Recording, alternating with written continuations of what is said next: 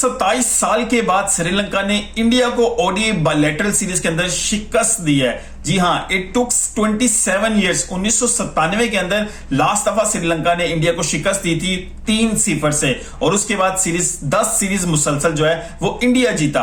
और उसके बाद अब 2024 के अंदर ड्रामेटिकली श्रीलंका ने इंडिया को 2-0 से इस सीरीज के अंदर शिकस्त दे दी है, और ये बड़ी हिस्टोरिकल विक्ट्री है श्रीलंका के लिए। क्योंकि अगर मैं इसको थोड़ा सा मजीद डेप्थ में लेके जाऊं तो 1982 में दोनों ममालिक के दरमियान पहली ओडीआई सीरीज खेली गई थी।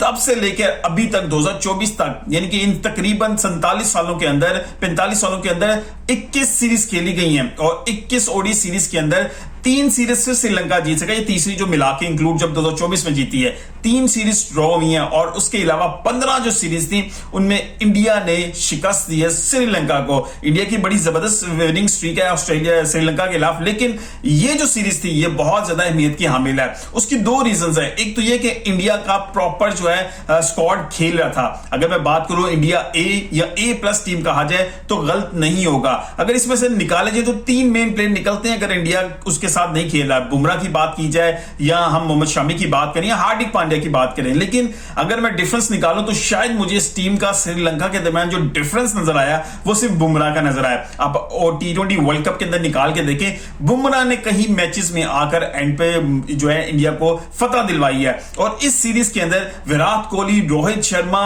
मतलब तमाम बड़े प्लेयर होने के बावजूद, उनके अब 2 बड़े प्लेयर ही उनके नाम नजर आते हैं। उसके बाद पंत भी मौजूद थे, KL राहुल भी मौजूद थे, शुभमन दुबे भी मौजूद थे, शुभमन गिल भी मौजूद थे। फिर भी इन खिलाड़ियों की मौजूदगी के अगर इंडिया श्रीलंका की C टीम से मैच आ रहा है तो ये बहुत बड़ी शिकस्त है। अब आप कहेंगे श्रीलंका की C टीम मैंने क्यों कहा? क्योंकि श्रीलंका के इस वक्त 6 ऐसे प्लेयर हैं जो सर्च रिकॉर्ड का हिस्सा होते हैं श्रीलंका के, वो अब मैच नहीं खेल रहे थे। हसरंगा की मैं बात करूं, पहला ओडीआई खेलने के बाद वो इंजर्ड हो गए, तो उनको जिन्होंने रिप्लेस किया जारी ने, उन्होंने आते साथ ही उड़ा के रख दिया इंडिया को। पहले ही मैच में 6 विकेट हासिल किए, जो दूसरा जो है ओडीआई मैच था। और अगर मैं बात करूं पथीरा की, उसके बाद फर्नांडो की, हसरंगा, मतलब 6 ऐसे प्लेयर हैं जो इस वक्त इंजर्ड हैं, जो स्क्वाड का हिस्सा नहीं है। उनकी गैर मौजूदगी के अंदर जो है जिस तरह श्रीलंका ने डोमिनेट किया इंडिया को, ये बहुत ज्यादा अमेजिंग है, बहुत ज्यादा एक अच्छा साइन है श्रीलंका क्रिकेट के लिए। T20 सीरीज के अंदर 3-0 से शिकस्त हुई है श्रीलंका को, लेकिन अगर आप उन मैचेस को उठा के देखें, पूरे मैच के अंदर डोमिनेट करता आता था श्रीलंका। अचानक मैच चेंज होता था, शायद प्रेशर हैंडलिंग नहीं थी अच्छी श्रीलंका की। लेकिन इस सीरीज के अंदर ओडीआई में जैसे विराट कोहली और रोहित शर्मा आके खेले, पंत खेले, तो अब जो बड़ी चीजें चेंज होती नजर आई। अब लगा शायद इंडियन टीम थोड़ी सी मजीद रिलैक्स हो गई है, क्योंकि जिस तरह का हमने T20 में बिहेवियर देखा था कि एंड पे आकर सूर्य कुमार खुद बॉल कर रहे हैं, रियान पराग से बॉल करवा रहे हैं, तो वो ड्रामेटिकली बड़ा जबरदस्त उनको विनिंग्स मिल रही थी। इसी तरह तीसरे ओडीआई के अंदर भी डेफिनेटली रियान पराग ने डेब्यू करके बड़ी जबरदस्त बॉलिंग की, 3 आउट भी किए, बड़ी इंपॉर्टेंट विकेट मिली, जिसमें श्रीलंका के जो ओपनर है 96 पे आउट हुए, बड़ा अनफॉर्चुनेट रहे, एक वेल डिजर्व सेंचुरी उन्होंने मिस की। लेकिन ओवरऑल श्रीलंका ने डोमिनेट किया इंडिया को। इंडिया की तरफ से सिर्फ हमें नजर आया रेजिस्टेंस कप्तान रोहित शर्मा की तरफ से पूरी सीरीज के अंदर 2 हाफ सेंचुरी स्कोर की, और इस मैच में सेंचुरी भी जो हाफ सेंचुरी स्कोर नहीं कर सके।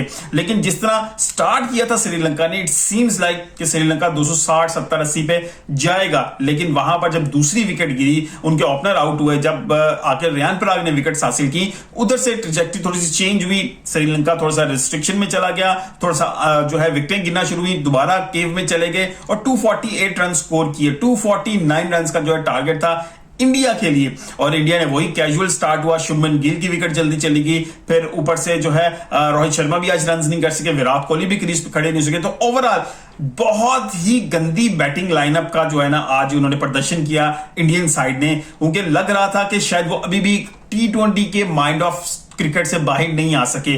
अब लग इस तरह था कि हर प्लेयर अपने आप को सिर्फ T20 क्रिकेट के हवाले से अटैकिंग क्रिकेट खेलना चाह रहा है। वो इस तरह समझ रहे थे कि श्रीलंका बहुत ज्यादा आसान हरीफ है, लेकिन गलती उन्होंने ये की कि जिस तरह के स्पिनर डोमिनेट कर रहे थे। अब विराट कोहली की अगर बात की जाए तो देखें तीनों ओडीएस में लेग बिफोर आउट हुए और प्रॉबली तीनों ओडीएस में उनको गुगली पड़ा और तीनों जगहों पे जो है, अगर पिछले मैच में तो गुगली था, इसमें वेला लागे ने जिस आर्म बॉल किया उनको अंदर आया। तो यही मुझे थोड़ा सा फील होता था जब बाबर आजम स्टक होना शुरू हुए, वो भी अंदर आते हुए बॉल के ऊपर फंसना शुरू हुए थे। अब यही चीज मुझे विराट कोहली में इस ओडीआई के अंदर नजर आई, जो मुसलसल 3 दफा, और ये हिस्ट्री में पहली दफा हुआ है कि विराट कोहली 3 दफा कंसेक्टिव लेग बिफोर आउट हुए हो। तो ये अमेजिंग है। अब देखें, दो जो ओडीआई में नंबर 2 पे बैट्समैन है शुभमन गिल, वो इस टीम में मौजूद थे। नंबर 3 पे बैट्समैन रोहित शर्मा, वो इस टीम में मौजूद थे। नंबर 4 पे जो ओडीआई की रैंकिंग में मौजूद है विराट कोहली, वो इसमें मौजूद थे। या 3 इस तरह के प्लेयर्स अगर आपकी टीम में मौजूद हो जो रैंकिंग में दूसरे, तीसरे, चौथे नंबर पे हो और आपकी टीम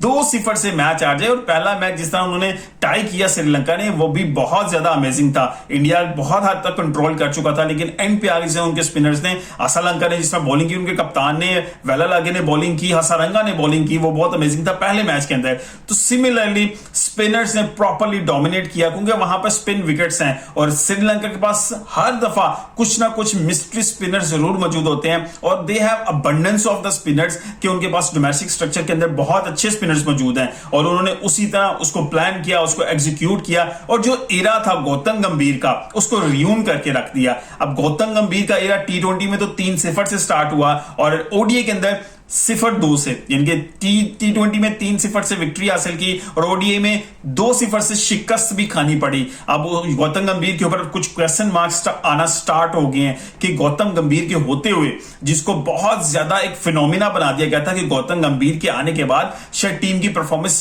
स्काई रॉकेट कर जाएगी, लेकिन मेरा ख्याल है कि अभी तक पूरी इंडियन टीम उस माइंडसेट से बाहर नहीं आई जो आईपीएल का माइंडसेट था या जो T20 वर्ल्ड कप में चला है। T20 वर्ल्ड कप में भी उस तरह माइंडसेट नहीं था जिस तरह ये मुझे नजर आया। मुझे इस तरह लग रहा था जैसे हर प्लेयर, आप अगर बात करें शुभमन दुबे की बात करें या पंट की बात करें, निकल के शॉट मारना, एक लंबा स्कोर है। आपको पता है श्रीलंका के अंदर आपको खेलने के लिए टाइम चाहिए था, और ओडीआई क्रिकेट है, 50 ओवर की क्रिकेट है, और आप 30 ओवर से पहले पहले अंदर आउट होके घर वापस चले गए, तो भाई बहुत शर्मिंदगी की बात है जब आपको खुद पता है कि ये मैच सीरीज डिसाइडर है, या तो इक्वल होगा या हम सीरीज हार जाएंगे। तो वही हुआ, किसी ने रिस्पॉन्सिबिलिटी नहीं ली, किसी प्लेयर की तरफ से कोई रेजिस्टेंस नहीं थी। ये मुझे समझ नहीं आई कि क्यों T20 मोड को स्विच नहीं कर पाई इंडियन टीम अभी तक ओडीआई मोड में। अब उनके कप्तान की बात की जाए तो रोहित शर्मा, वो तो अभी तक ठीक है, वो जस्टिफाई भी कर रहे हैं कि उन्होंने परफॉर्म किया है, उन्होंने उस मोड में स्विच नहीं किया तो उसमें परफॉर्म भी किया है।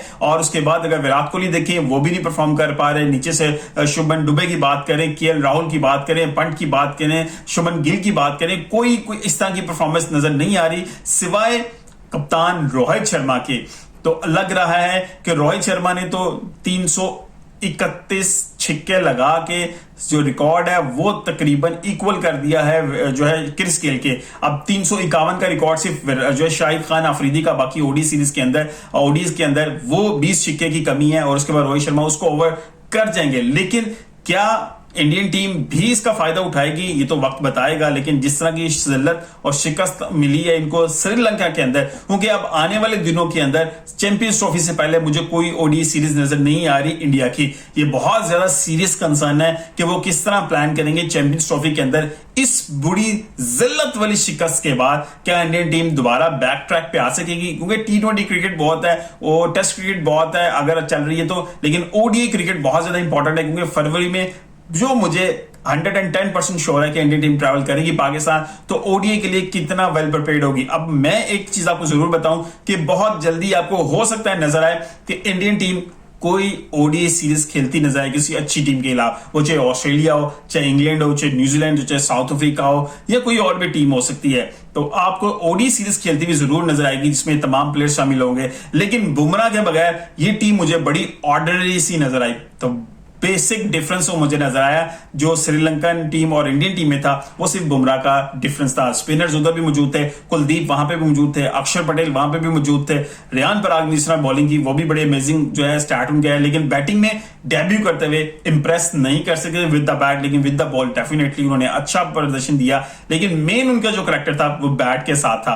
तो इंडियन टीम के लिए सीरियस कंसर्न है बिफोर चैंपियंस ट्रॉफी 2025 के ओडीआई में फॉर्मेट में वो किस तरह सर्वाइव करेंगे, और चैंपियंस का जो ख्वाब है उनका वो क्या पूरा हो सकेगा। मिलते हैं किसी वीडियो से, अपना ख्याल रखिएगा। अल्लाह।